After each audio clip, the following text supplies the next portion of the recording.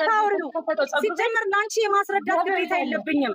ላንቺ የማስረዳት ግዴታ የለብኝም። አንቺ ለህዝቡ ግን ግዴታ አለብሽ። ለምን የተሰበሰበው ገንዘብ መጣችሁ? ለህዝብ ህዝቡን አክብራን የመጣችሁ። ስለዚህ በአንዴ እንደማመጥ። ሳራ በቪዲዮ ውጪ እያለች ነው። ህዝቡ ኮመንቱን ተመልከቱ። ሀቀኛ ከሆነች አትወጣም። 9,000 ምናምን ህዝብ በቪዲዮ እንድትወጪ እየጠየቀ ነው በኮመንት። ለምን ዘቢባ በቪዲዮ አብርታ ፊቷን አሳይታለች። ታዋቂ ከፈለገች አድራሻዬን በዚህ አደርግላታለሁ። አንድ ጊዜ መታወቂያሽን ጋይስ፣ ይሄ ነው በቃ እውነታው። አንዳንድ ጊዜ እኔ ነኝ ጥፋተኛ። ዘቡን ያወረድኳት እኔ ነኝ። ከመጀመሪያው ጀምሮ ቲክቶክ ላይ ያወረድኳት እኔ ነኝ። እችን ጀግና ዘፋኝ ባለቤቴ ነች፣ ሚስቴ ነች። በእሷ አልደራደርም፣ አንገቴን እሰጣለሁኝ። በቪዲዮ ካልወጣች ይኸውልሽ አቡዬ ቅድም ነገር ሸለች ብሩ ይከፈላል ከተባለ ሼር ሆልደር ነው ይሸጣል፣ ይከፈላታል ብሩ። ዛት ሴት አም አውት ከህይወት ትወጣለች። ችግር የለም እኮ እንዴ። እነሱ እኮ እኔ ዘቡ ያልተናገረችውን ነገር ልንገራችሁ። ፍሬ ትጠራኛለች ሁሉ ጊዜ አስቸገረች እያለች ቤት ውስጥ ሻወር ትወስዳለች አለች። የጣውላ ቤት ነው፣ ከታች ሰው ይኖራለች። እሳት ታነዳለች ቤት ውስጥ። ሽንቷን ትሸናለች። ሽንቷን ሸንታ አውጥታ ነው የታጠበ ዕቃ ላይ የምትደፋው እያለች እያማረሩኝ እንደዚህ እየተጠራው እንደዚህ። በእውነት ነው የምነግርሽ። አንዴ ክያ በቪዲዮ አንዴ በማርያም እቺ ልጅ ግን ትሰማለች። እየመለሰች እኮ ነው።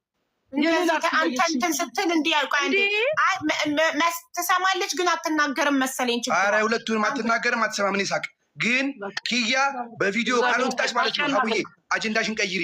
ይሄ ሌላ ነገር ነው። እርዳታ የሚሰሩ ሰዎች የሚያማርሩ እናንተም እንዴ ሀቁማ መውጣት አለበት። እኔ በቪዲዮ መውጣት አለባት። እውነታው ሳይወጣ አሁን እዚህ ጋር እኮ እኔም እኮ እንደ አንድ ሰው ይህንን ጉዳይ ስሰማ ጭንቅላቴ ላይ ጥያቄዎች ተፈጥረዋል። ህዝቡም እዚህ ጋር 9,800 ሰው ኦልሞስት 10,000 ሰው ጥያቄ ይፈጠርበታል። እሺ ቆይ 500,000 ብር በተስፍሽ ስም ገባ። ከ500,000 ብር ተስፍሽ ወደ መማር 420,000 አስገባ። 80,000 የት ሄደ የሚለውን ጥያቄ ወንድማችን ተስፍሽ ይመልስልናል። አጠቃላይ 430 ምናምን ሺህ ብር እኔ አካውንት ውስጥ ገብቷል። ሪሲት አለ። የአንድ የተስፋ የላከበትን ያላገኘሁት የነበረ እሱን እልክልሻለሁኝ። ግን 80 ምናምን ሺህ ብር ነው 70 ምናምን ሺህ ብር ተስፋዬ ጋር የሚቀር ነበረ። ስጠይቀው ዘቡ እንደዚህ አካውንት እንትን በሚደረግበት ሰዓት የሚቆራረጥ ነገር አለ እሱ ነው ብሏል። ያው ስለሱ ደግሞ ያስረዳል። እሱን ራሱ ይመልሳል። ተስፍሽ ከ500,000 ወደ አንቺ 430,000 ሲገባ 70,000 ብር መሀል ላይ ቀርቷል። ያቺ 70,000 ብር እንዴት እንደተቆራረጠች እና ማስረጃ ካለው ተስፍሽ ያቀርብልናል።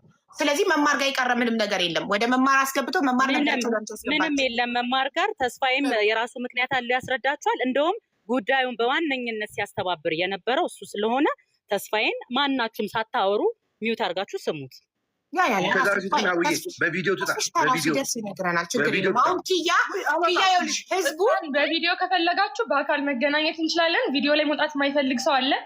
ምንድነው ምክንያቷ? እሺ ችግር የለም። ምክንያቷን ትንገረን። ምንድነው መታወቂያ?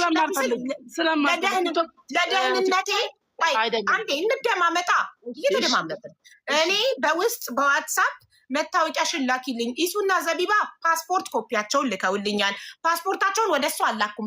የሰው ፐርሰናል ኢንፎርሜሽን እኔ ከአንዱ ወደ አንዱ አልክም። በደንብ ህግ ጠንቅቄ የማቅሰው ነኝ።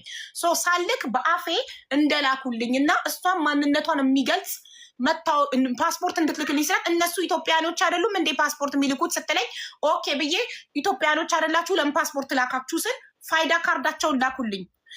ካርዳቸውን ላኩልኝ። ኦኬ አሁን ደግሞ ሄድኩና ፋይዳ ካርድ ልከዋል። ስለዚህ አንቺ ማንነትሽን የሚገልጽ ፋይዳ ካርድ መታወቂያ ላኪ ስላት መታወቂያ ማለት እኮ አድራሻ የተገለጸበት ነው። ለደህንነቴ እፈራለሁ።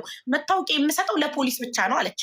ስለዚህ ይሄ ደግሞ መብቷ ነው። የሰውን መብት አልጋፋም። ኦኬ ሀቅ ከሆነ ይዘሽ የምትመጪው እኔ ማንም ሰው እዚህ ቤት ሀቅ አለኝ የተበደለ ሰው አለ ብሎ ይዞ ከመጣ እንደ አንድ ኢትዮጵያዊ የህዝብ ድምፅ ነኝ። ኦፍኮርስ እሰማለሁ።